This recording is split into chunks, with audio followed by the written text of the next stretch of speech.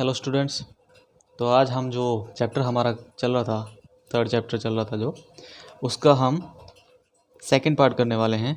हमारा चैप्टर कौन सा था? An adventure with a bear. ठीक है, तो हमने लास्ट जो है वीडियो यहाँ तक किया था, चैप्टर को यहाँ तक पढ़ लिया था। उसके बाद आज इस चैप्टर को ख़त्म कर लेते हैं। ठीक है, तो यहाँ देखिए आगे क्या लिखा हुआ, देखिए।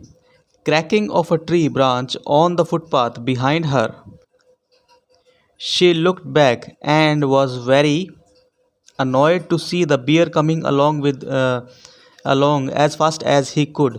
Bear took as if they move slowly but they get along much faster than a running horse. ठीक है, तो जैसे ही उसने लेडीज़ ने आवाज़ सुनी, आपने पिछले जो वीडियो में आपने मतलब कि चैप्टर को पढ़ लिया होगा, तो उसमें आपने देखा था कि बियर जो है वो घर पे छोड़ के आ जाती है और कहीं जा रही होती है। उसके बाद जो है बियर को अब देखती है कि वो उसके पीछे पीछे ही आ रहा है, कहीं झाड़ियों में छुपा हुआ है, धीरे धीरे मतलब अपनी स्पीड के हिसाब से वो भागा भागा थोड़ा थोड़ा आ रहा है।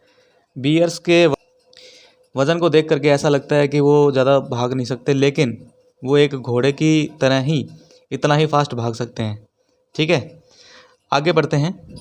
इन a minute he had joined her, breathing fast to take up his usual place, dog-like, at her heel.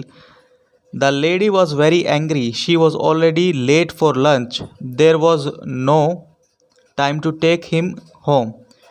She did not want him to come with her, and besides, it was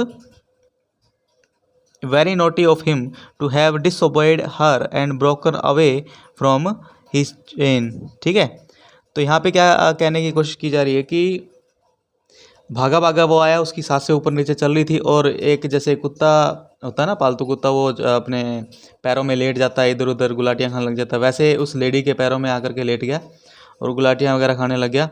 और ladies जो थी वो ये देख करके बहुत ही गुस्से में आ गई कि इसको तो मैं घर पे छोड़ के आई थी, ये वापस मेरे पीछे पीछे भागा है अपनी चेन वगैरह तोड़ करके, और वो ऑलरेडी लेट थी अपने एक जहाँ पे भी जा रही थी वो लंच के लिए। ठीक है, अब उसको वापस घर पे भी नहीं छोड़ सकती थी क्योंकि वापस जाना पड़ता, इसलिए इस बात को लेकर के वो बहुत ही नाराज़ हो गई थी उससे। आगे क्या है? She order him in her sternest voice. ठीक है, सबसे सख्त आवाज़ में उसने उसको ऑर्डर दिया, to go back at once, threatening him with her umbrella.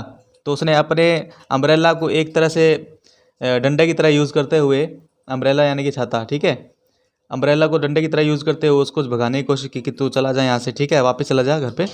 He stopped a moment and looked at her with his cunning eyes but did not want to go back and kept on smelling at her. ठीक है, तो उसने इधर उधर देखा, थोड़ा सा उसकी तरफ एक नज़र डाली, लेकिन फिर भी वो वापस नहीं गया, वहीं पे खड़ा रहा। When the lady so he even lost his new collar, she got still more angry and hit him on the nose with her umbrella so hard that it broke into two. तो उससे क्या हुआ कि जब उसने देखा कि उसने अपनी कॉलर भी खो दी है, भालू ने, मतलब उसके जो पट्टा डाल रखा था ना गले में, वो भी उसने खो दिया, तो वो उसे और ज़्यादा गुस्सा आ गया लेडी को, और उसने अपने अम्ब्रेला से जो है उसके ज़ोरदार एक वार किया उसकी नाक पे। इससे क्या है कि वो अम्ब्रेला टूट गया। He stopped again, shook his head and open his big mouth several times as if he wanted to say something. तो उसने अपना मुंह खोला कई बार, ठीक है, उसने, मतलब भालू की बात कर रहा हूँ, ठीक है, मुंह खोला कई बार कि ऐसा लगता था कुछ कहने की कोशिश कर रहा है। Then he turn round and began to walk slowly back the way he had come, stopping now and then to look at the lady till at last she lost sight of him. तो क्या हुआ कि फिर वो धीरे धीरे पीछे की तरफ चलना शुरू किया उसने, और धीरे धीरे वो लेडी से दूर चला गया, और थोड़ा थोड़ा देखता था वापस, फिर वापस अपनी तरफ, उसी तरफ जिस तरफ से वो आया था, चलते चलते वो गायब हो गया, उसकी आंखों से गायब हो गया, मतलब कि दिखना बंद हो गया, वो इतनी दूर जा चुका था। When the lady came home in the evening, he was sitting in the usual place outside the kennel looking very sorry for himself. The lady was still very angry and went up to him and began to scold him most severely and said that he would have no apple and no supper and that he would be chained up for 2 days. तो as well, ठीक है।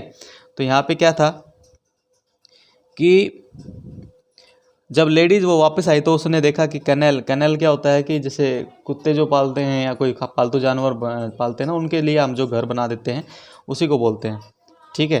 तो वहाँ पे वो बैठा हुआ था, ठीक है, और वो उसको देख रहा था लेडीज़ को, और ऐसा लग रहा था कि वो अपनी गलती के लिए सॉरी है, लेकिन लेडीज़ जो थी अभी भी उससे काफ़ी नाराज़ थी और उसने और ज़्यादा डांटना शुरू किया उसको, ठीक है। The old cook who loved the bear as if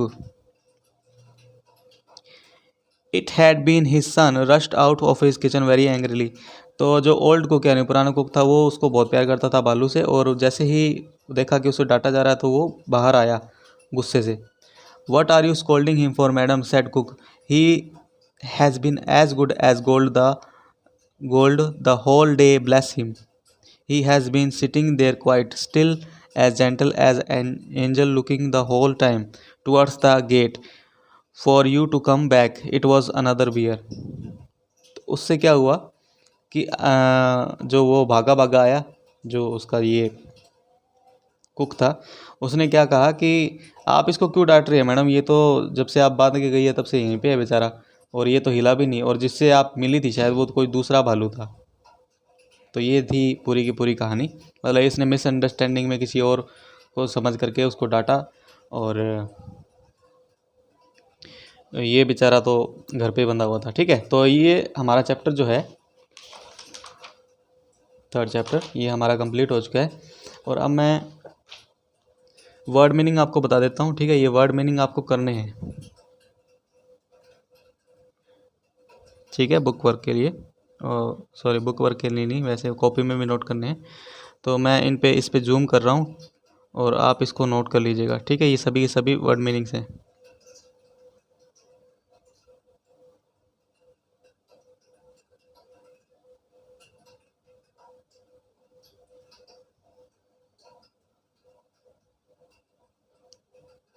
ठीक है, तो आज वर्ड मीनिंग तक करेंगे। इसके थर्ड पार्ट में जो है हम इसका ये जो बुक वर्क है और क्वेश्चन आंसर करने की कोशिश करेंगे, ठीक है। तो ये चैप्टर भी हमारा कंप्लीट हो जाएगा। ओके, वर्ड मीनिंग लिख करके अपनी नोटबुक में सभी शेयर करेंगे। Okay, thank you.